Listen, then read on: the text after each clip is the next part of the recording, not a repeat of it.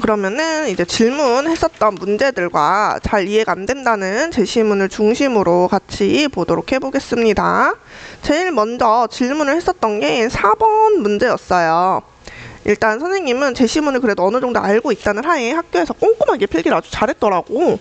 그래서 그거를 알고 있다는 전제 하에 같이 한번 볼 예정인데, 보기의 상황을 한번 보도록 해보자. 문제풀이 방법과 함께 말을 할게요.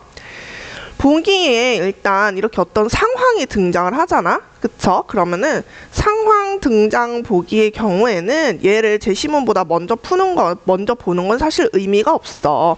그러니까 일단 제시문을 다시 살펴보고 이후에 이 보기를 읽자. 근데 보기를 읽는 거는 나중에 해도 돼. 근데 우리가 해야 되는 건 뭐냐면 1, 2, 3, 4, 5번 답지에서 내가 기억해야 되는 개념을 다시 한 번 더 따라와야 된다는 거지. 1성질, 2성질, 단순관념, 그쵸? 복합관념 이런 말이 지금 등장을 하고 있어. 그러면은 내가 이러한 개념이 지금 흔들리고 있는 상황에서는 당연히 답을 맞출 수 있을까요? 안 되겠죠. 그러면은 1성질과 2성질 그리고 단순관념, 복합관념이 뭔지 정도는 내가 따라가야 돼요. 그러면은 말을 한번 해볼까? 제 1성질이 뭐야? 물체가 응. 가지고 있는 응. 객관적인 성질이고 응? 제2성질은 응? 물체가 우리한테 유발을 하는 주관적인 그렇죠, 그렇죠. 감각을 일으키는 것으로 맛과 색을 포함을 해서 마음에 형성되는 성질이라고 이야기를 합니다. 그래서 1성질은 방금 전에 말한 것처럼 고유 성질이기 때문에 객관적인 반면에 여기 보면은 객관적이다라고 적혀 있죠. 2성질은 그거에 대비되는 주관적 성질이구나 라고 파악을 할 수 있겠어요. 그쵸? 그러면은 자몽이라고 하는 거는 노랗고 뭐 조그맣고 뭐 여기에서 이제 내가 쓴맛도 있고 하니까 1성질, 2성질 이런 걸로 다 파악을 할 수 있게 된 거지? 자, 그러면은 일단 4번의 답을 먼저 보도록 해볼게요. 4번의 답은 4번이야. 그러면은 4번 선지에서 내가 필요한 개념을 다시 한번 보면은 단순관념이라고 하는 게 지금 등장했으니까 단순관념도 같이 보고 와야 되겠죠. 단순관념이 뭐였습니까? 성질을 응? 통해서 응? 뭔가 응? 개념을 만드는 응. 단순관념이라고 하는 거는 감각적 경험을 통해서 갖게 되는 관념으로 우리가 둥근 형태나 뭐 빨간색이나 이렇게 보는 그냥 1차적인 것들, 지식의 소재가 되는 가장 원초적인 것들을 이제 우리가 단순관념이라고 해. 근데 그에 비해서 복합관념이라고 하는 건 뭐죠? 단순관념을 응? 연결해서 응? 만드는 그치. 단순관념을 다양한 방식으로 결합하여 복합관념을 만들어내게 돼. 그쵸? 자, 근데 원래 이 지금 보기 상황을 보면은 우리 서술자 이 보기 속의 상황 이 분이 무슨 일 있었는가 보면은 이 사람은 원래 자몽을 좋아해, 싫어해? 자몽을 싫어해. 노랗고 조그맣고 어떤 이제 동그랗고 이런 모양에다가 게다가 쓴맛까지 있어서 싫어했어. 이런 단순 감각을 합쳐서 복합관념으로 가서 나 별로야 라고 생각하게 된 거죠. 단순관념을 합쳐서 여기서 보면은 단순관념을 다양한 방식으로 결합하여 복합관념을 만들어낸다라고 한 거잖아. 그러니까 자몽이라고 하는 것들이 가지고 있는 다양한 이런 요소들을 합쳐서 나 자몽 싫어까지 가게 된 거고, 이 전체 요소는 결국에 복합관념으로 연결이 된 거죠. 선생님 말 이해될까요? 그러기 때문에 여기서 보게 되면은 단순관념이 아니라 지금 이 사람은 귤이라고 하는 걸 새로이 지각하게 된 거잖아. 맞지? 자몽과 다른 단맛의 새로운 과일을 알게 됨이라고 하게 되는 거죠. 응? 그래서 이게 이제 지성이 되는 거잖아.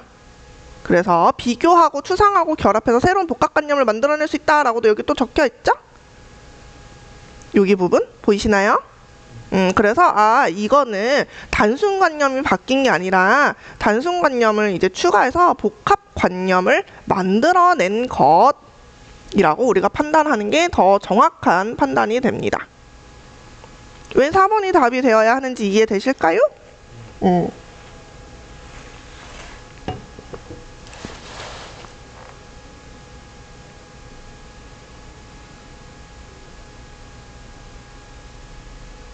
자, 그럼 넘어가도 될까요?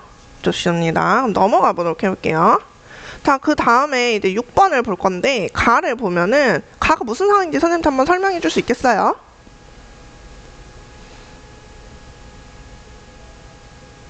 네, 예시를 들어서 응. 중량세랑 응. 중량세 설명을 하는 건데 응? 수익품 A를 응? 1제곱미터 응? 시킨다고 하면 이거 미터 제곱당 1,000원이니까 응. 중량세액은 응. 중과세율 10%니까 100원이고 응. 중량세는 제곱미터 응? 당 200원이니까 응? 되는데 응. 선택관세 응. 할 때는 높은 거 골라서 응. 200원이고 응. 복합관세는 합쳐서 응. 300원 되는 선택관세가 300원? 아니 복합관세 복합관세는 두 개를 합치는 거잖아, 그치? 종량세가 얼마라 그랬지, 아까? 200원 응. 그 다음에 종가세는 100원 300원. 종량세, 종가세를 더하니까. 응. 여기까지 괜찮을까요? 근데 사실 이 문제는 선생님이 7번 문제를 위한 빌드업으로 조금 거저주는 문제처럼 준비를 하긴 했거든요. 6번 문제는. 왜 그러냐면 이 가 제시문이 솔직히 나는 좀 고맙다고 느낀 게 뭐냐면 정확하게 수치 계산을 우리가 할 필요 없게 만들어 주었어. 여기서 보면은 수입품 A를 1제곱미터 수입하는 상황을 가정을 해서 우리한테 알려주고 있잖아. 그치? 그래서 여기서 보면은 종량세하고 종가세와 그리고 선택과세 그리고 복합관세에 대해서 다 이미 여기서 설명을 해주고 있는데 여기서 보면은 종량세액을 이제 200원 종가세율을 10%로 가정을 했을 때 여기서 보면은 어쩌고저쩌고 해서 복합관세는 실효세율은 30%가 되고 맞죠?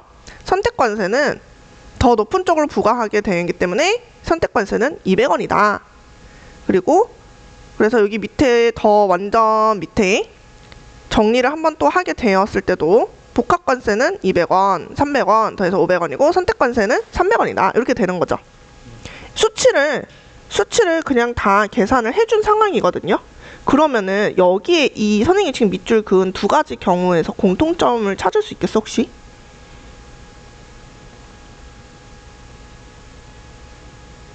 복합관세랑 응.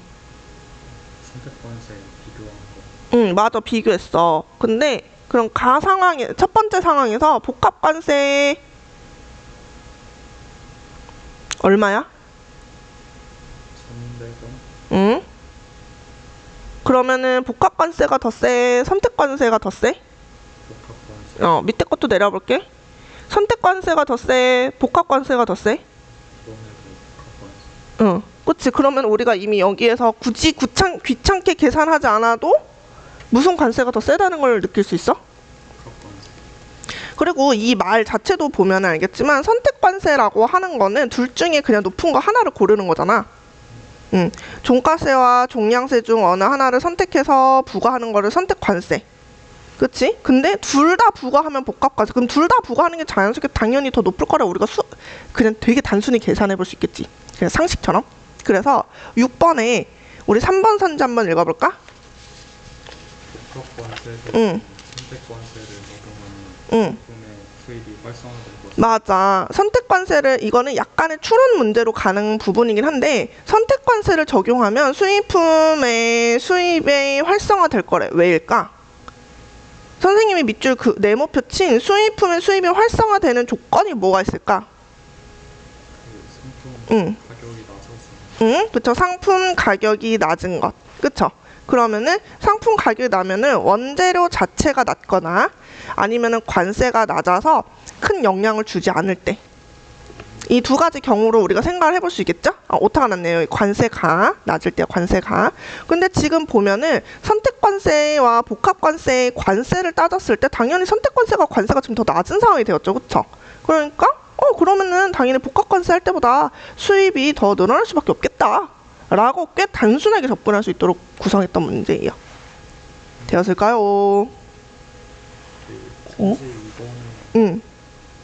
왜 틀린지 모르겠어. 과세 대상의 가격이 높아지면 복합관세의 실효세율도 높아질 것이다. 자, 한번 생각해볼까? 그냥 본인이 생각한 이유를 한번 말을 해줘. 복합관세가 응, 중과세랑 종량세로 이루어졌는데 응, 가격이 높아지면 중과세가 오르는 거니까 응. 결국 복합관세도 오르고 실효세율도 올라가는 거 아닌가요? 그러면 아까 전에 계산했던 거 비율로 한번 따져봤어? 우리 아까 전에 1,000원일 때 1,000원일 때 실효세율은 30%였잖아. 맞지? 근데 수입당 가격이 3,000원으로 오르면 지금 복합관세가 얼마야?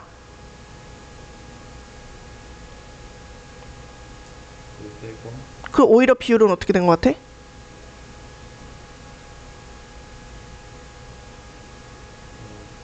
응.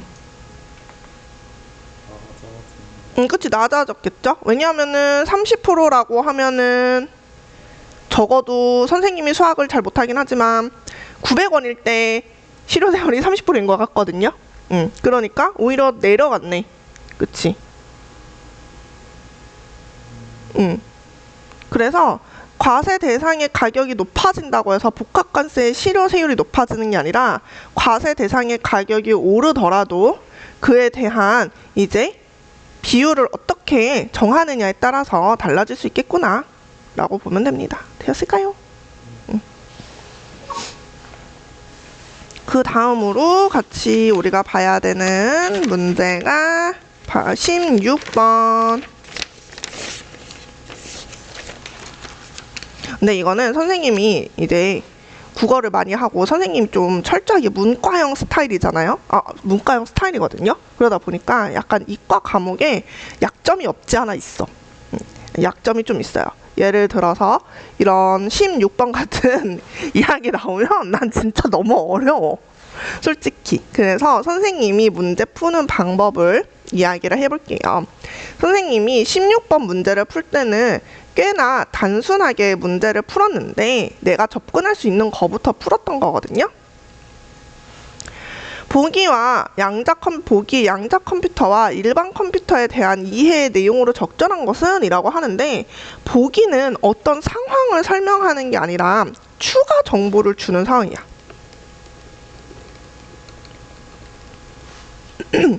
이해가 되죠? 우리가 아까 전에 앞에서 봤었던 6번 문제였나? 그거는 그 땡땡시의 상황을 알려주는 건데 그러니까 정보가 더 없었잖아. 그냥 그렇대 이건데 얘는 추가 정보를 주는 상황이거든요. 그러면은 추가 정보만 가지고 일단 여기를 먼저 읽은 다음에 밑에 있는 답지를 1차적으로 먼저 봐. 보기만 가지고서 좀 풀 수 있는 게 없을까? 라고 그렇게 먼저 일단 접근을 하는 편이에요. 그거를 추가로 설명하기 위해서 잠시 보기를 마음속으로 한 번만 더 읽어볼 수 있도록 해볼게요.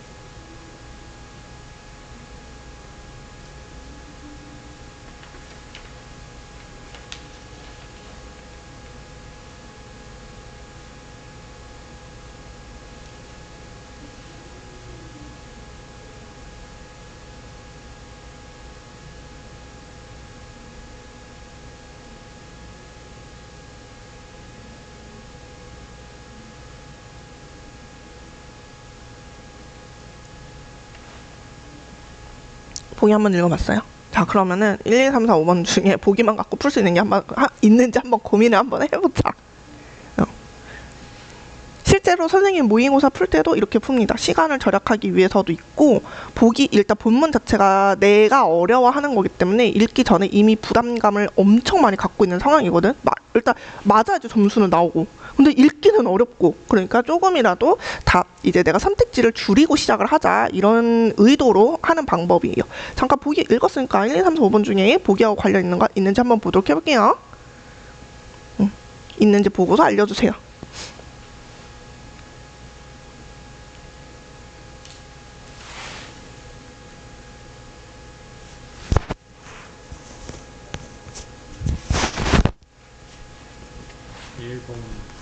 1번 체크할 수 있어? 좋아. 1번은 어떻게 체크할 수 있는지 한번 알려줄래?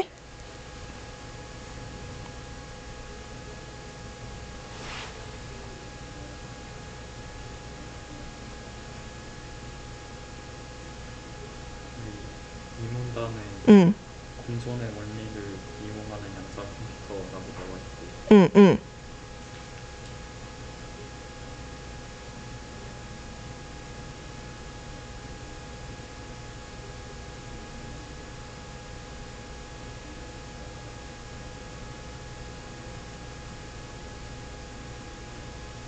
그럼 그거에 대해서 비트랑 어떻게 연결시킬 거야? 일단 선생님은 보기만 봤을 때 보기에는 공존의 원리라고 하는 개념이 없잖아. 공존의 원리 있잖아. 근데 이거를 비트랑 어떻게 연결할 거야?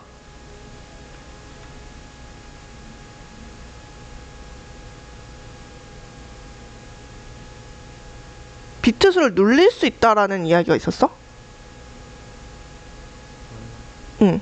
그치. 그러면은 1번을 제외할 때는 공존의 원리 쓰는 건 맞아. 그치? 근데 이걸 어떻게 쓰는 거야? 정리해보면? 스스로 말해볼까?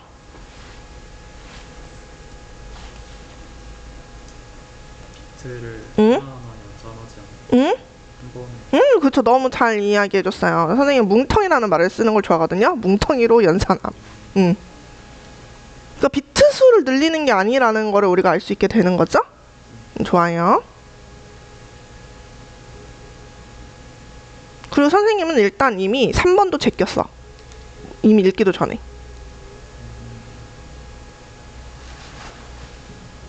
이거는 그냥 선생님이 쓰는 방법이라서 말을 할게. 왜냐면 선생님이 아는 배경 지식으로 양자 컴퓨터는 빨라. 슈퍼컴퓨터보다 훨씬 더 빠르다 이렇게 알고 있거든요.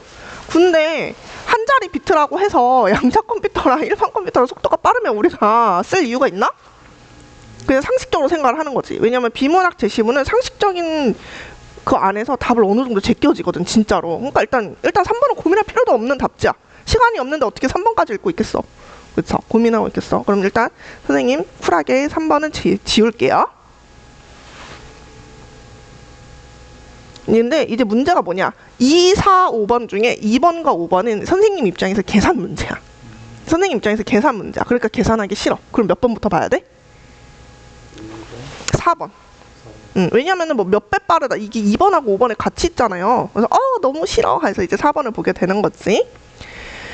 양자 컴퓨터의 비트는 0과 1이 공존하고 있어 4비트로 한 번에 처리할 수 있는 4자리 이진수는 모두 16개다 라고 나오거든요. 근데 아까도 이거랑 비슷한 내용을 봤어. 아까 16번에 보기에서 보면은 n 비트가 필요하고 n자리 이진수는 모두 이 n개가 존재한다라는 말을 썼잖아. 그치?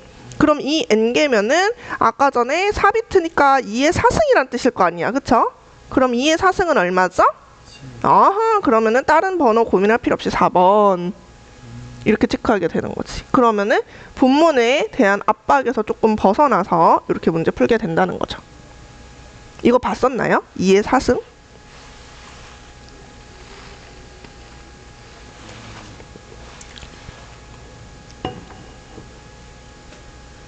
좀 급하게 풀어서 못 봤나요?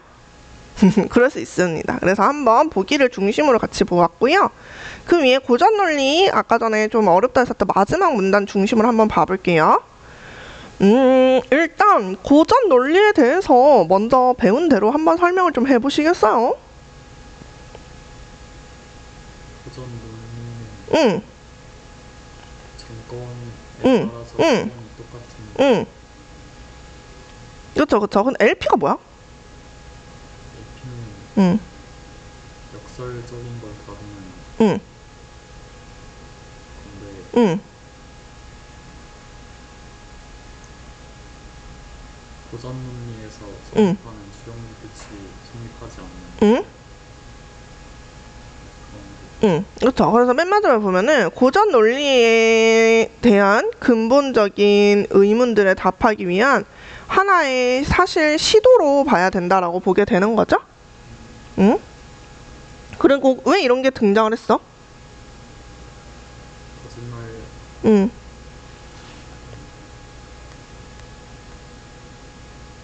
거짓말쟁이 문장 때문에 응? 그치. 여기서 보면은 고전 논리에서는 참인 동시에 거짓인 진리치를 지닌 문장을 다룰 수가 없어. 왜냐하면은 고전 문장에선 참과 거짓은 이렇게 같이 있을 수 없는 존재거든. 그래서 프리스트가 그거를 만든 거야. 여기까지 괜찮을까요? 그러면은 일단 18번에 엄청 단순한 다음 페이지 잠깐 넘겨볼래? 그러기 때문에 18번에 답은 5번이야. 왜? 고전 논리에서 P가 참이면서 Q가 거짓인 게 돼 안 돼? 응, 이제 되었어? 무슨 말인지는 이해되었어? 그것만 따지면 고전 논리만 고민하면? 응, 응. 왜냐하면은 P가 전제고 Q가 결과인데 전제가 참인데 어떻게 결과가 거짓이야? 고전 논리에서는 앞이 참이면 뒤에는 무조건? 응, 앞이 거짓이면? 그치. 그거밖에 존재하지 않잖아. 그렇기 때문에 이 18번 문제는 조금 더 선생님이 일단 고전 논리만 따로 떼서 설명한 이유는 그랬을 때 답이 제일 쉽게 보였기 때문에. 그러고 명제가 어려운 이유가 정보를 우리에게 너무 많이 줘. 그러니까 여기서 보면은 고전 논리에 대한 정보도 이해해야 되지, 양자 컴퓨터에 대한 논리도 조금 이해해줘야 되지, 그리고 LP도 내가 이해해줘야 되지. 그러다 보니까 정보가 많은 상황이거든. 이렇게 정보가 너무 많은데 지금 이거는 우리가 학교에서 그래도 한번 제시문을 배웠기 때문에 문제를 풀 수 있는데, 내가 만약에 모의고사 유형의 문제 진짜 처음 보는 문제가 이렇게 막 많은 정보를 쏟아내고 있으면 끊어가야 돼. 그러니까 고전 논리 묶어서 문제 풀고, 그리고 LP 묶어서 문제 풀고, 이렇게 하는 게 내가 더 헷갈리지 않는 제일 좋은 방법이야. 그러면은 잠깐 LP 한번 보도록 해봅시다. 방금 전에 전건긍정 규칙이라고 하는 거를 잠깐 볼 건데, 전건긍정 규칙이라고 하는 게 뭐지? 방금 전에 말했던 것처럼 앞이 참이면 뒤도 참이다 라고 하는 거죠. 그쵸? 근데 LP에서도 똑같이, 그러면 일단 니은 자체는 이해가 되었죠? 니은에 대한 문제는 없는 거죠? 근데 LP에서는 이게 무슨 이야기를 하는 거래?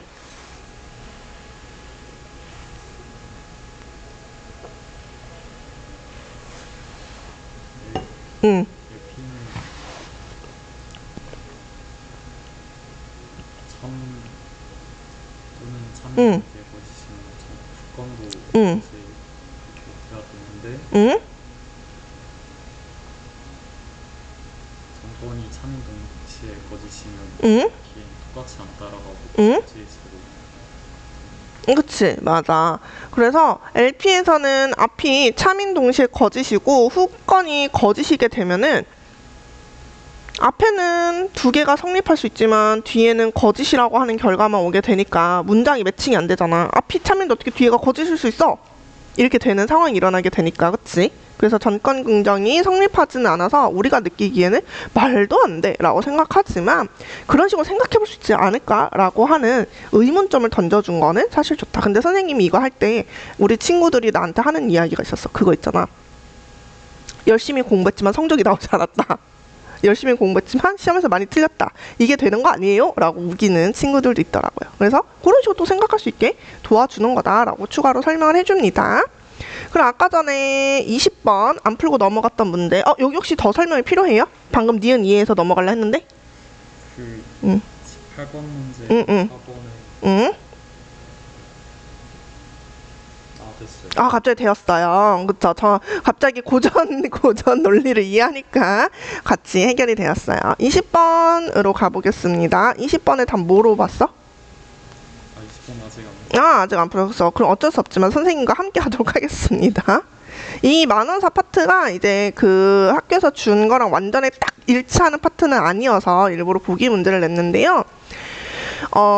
우리가 대부분 문학에서 특히 이제 서정고 스타일도 그러지만 모의고사 스타일로 내기 때문에 그 보기가 대부분 외부 지문 아니면 정보를 주는 보기더라고. 그러니까 외부 지문이면 조금 밀어두고 정보를 주는 보기면은 같이 읽어두면 좋겠는데, 일단 보기에서 또는 이 만원사에서 본인이 알아야 되는 정보가 뭘까? 작가가 응, 응, 응. 반성하고 있다. 맞아. 근데 이 만원사가 또 시험에 자주 나오는 요소 중에 하나인 이유가 뭐냐면은 이 북천가하고 여기도 나오지만 북천가도 그렇고 만원사도 그렇고 유배지에서 경험한 이런 삶을 되게 잘 적었어.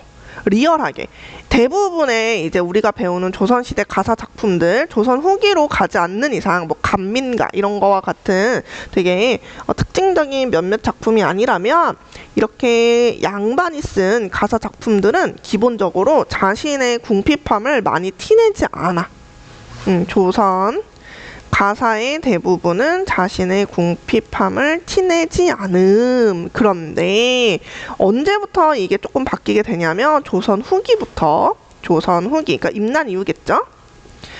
작품들은 조금씩 티를 내기 시작을 하고요. 내는 편이고, 그리고 그 중에서도 만원가나 북천가는 그런 거짓 깽깽이 같은 모습이 아주 리얼하게 드러나는 작품이어서 시험에서 또 내는 편인데, 학교에서 지금 진도 진행 중이었잖아, 그치? 근데 거기에서 보면은 우리 화자가 되게 거짓골이고 막 동냥하는데 사람들이 싫어하고 이러는 거 나오는 장면 기억하시죠? 그래서 여기 맨 마지막 부분을 잠깐 보면은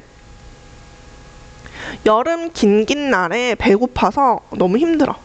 의복을 돌아보니까 한숨이 나. 왜? 왜 한숨이 날까? 찌는 날에 빠지 못한 누비바지. 봐봐. 이렇게 누비바지가 대부분 이제 손바지 같은 거라고 생각을 하면 되거든요. 근데 이렇게 더워 죽겠는데 제대로 빨지도 못했어. 손바지를. 그럼 어떨 것 같아? 생각해봐. 찝찝. 너무 덥고 진짜 미쳐버릴 것 같아. 심지어 빨지도 못했대. 그치? 그리고 땀이 배고 때가 올라 굴뚝 막은 덕석인가, 그러니까 굴뚝을 이제 막아놓는 천 같은 게 있는데 그것도 이제 꺼내 보면은 그을음이 묻어서 완전 새카말 거 아니야. 그러니까 자기의 바지가 그 꼴이라는 거야. 그러면서 덥고 검기를 다 바리고, 이거는 이제 둘째치고 냄새가 너무 나는 거지. 땀에 쩔었을 거 아니야. 그쵸? 그러니까 너무 이제 냄새가 난다 이렇게 되는 거죠. 여기까지 되었나요? 자, 그런데 그 앞을 잠깐 보게 되면은 여기도 마찬가지야. 벌프에 배 떠나니 노젓는 소리에 눈물로 밤을 새워 아침에 조반더니 덜 쓰는 보리밥에 무장덩이 한 종지랄까. 보리밥에 그냥 그 된장 하나 줬다 이거야. 그래서 떠보고 큰을 내어놓고 아주 없어서 국물적이 간간이라 해서 그 밥 먹는 것조차도 사치야. 대부분 국물을 주는 거지. 그래서 지금 보면은 아까 전에 보기에서 말하는 것처럼 자신의 가난함을 겁나 티내고 있죠? 그래서 20번에 5번을 보면은 우국지정, 가족에 대한 그리움이나 우국지정 이런 거 나오게 되잖아. 그렇게 되면은 여기 매칭이 안 된다는 거. 가족에 대한 그리움과 우국지정이 아니라 뭐로 바꿔야 돼? 자신의 궁핍함에 대한 한탄 이런 식으로 이제 바꾸면 되겠죠. 더 어울리겠죠. 여기까지 이해될까요? 그래서 근데 또 재밌는 게 뭐냐면 나머지 답지 있잖아. 나머지 답지를 보면은 약간 이 사람이 얼마나 궁핍하게 사는지에 대한 답지하고 좀 더 연결이 되고, 5번이 이제 그런 뭐냐 임금님에 대한 충성심 이런 거 어필하는 내용이잖아, 답지가. 근데 또 재밌는 게 보기 읽어보면은 고생뿐만 아니라 비참한 삶이 제시되어 있습니다. 이게 북청과 함께 쌍벽을 이룹니다. 객관적 인지와 깊은 반성, 사실적 묘사 등을 다루었습니다. 자, 여기 지금 보기에 가족 이야기 있어? 그러면은 웬만하면 답지에도 있으면 안 돼. 가족 이야기를 담았으면 보기에서 말을 해줄 거야. 그러면 5번 답지를 내가 고민이라도 해봤겠지. 근데 가족 이야기가 없는데 5번에 가족 이야기가 있다? 너무 이상한 거야. 근데 우국 지정은 조금 고민해볼 수 있어. 왜? 양반의 기본 마인드, 왕에 대한 충성심은 언제든지 드러내야 되기 때문에. 그러니까 그거는 조금 고민할 만하지만 가족이 복이 없는데 왜 가족이지? 라고 생각하고 본문 안 읽어도 5번 답지를 고를 수 있게 되는 거지. 여기까지 이해될까요? 네, 좋아요. 또 다른 문제에서 혹시 질문할 거 있었습니까?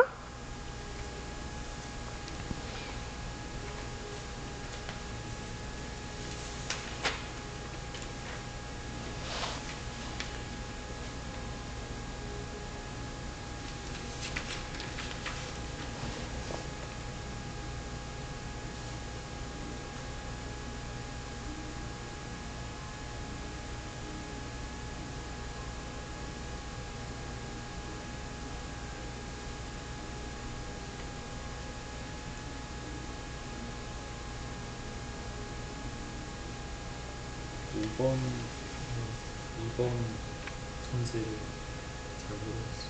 과세 가격이 내려가면 관세도 낮아진다라고 했잖아요. 그럼 과세 가격이 뭐야?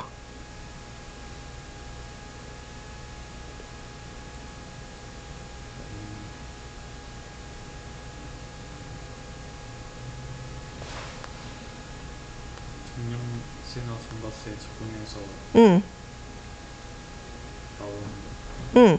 금액? 근데 맞아. 근데 지금 보면은 이거 여기 봐봐. 종가세라고 하는 게 뭐래? 방금 전에 너가 말한 것처럼 가격을 과세 표준으로 하는 것을 종가세라고 하잖아.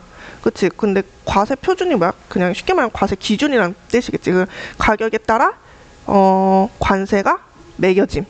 이 뜻으로 우리가 이해할 수 있을 것 같은데 맞을까? 그러면은 생각해보자. 그럼 당연히 가격이 높아지면은 가격 어떻게 그 관세 어떻게 될까? 응, 올라가. 가격이 낮아지면? 응. 왜냐면 기준점이 움직이는 거니까 맞아요? 그러면은 5번에 2번 선지 한번 읽어볼까요? 기업에서는 응? 관세 가격이 내려가면 관세도 낮아진다. 방금 전에 우리가 이야기했었던 거랑 똑같은 거죠? 과세 가격이 내려가니까 기준점이 내려가서 관세도 따라 내려가야 된다? 기억에 따르면. 됐을까요? 응. 또 있을까요?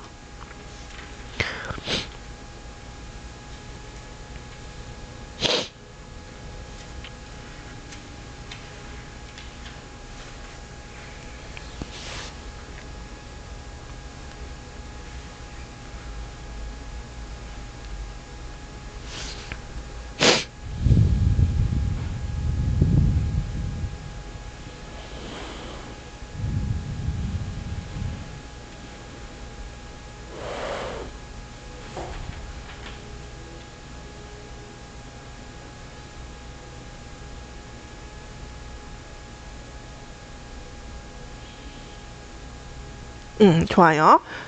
그러면 여기까지.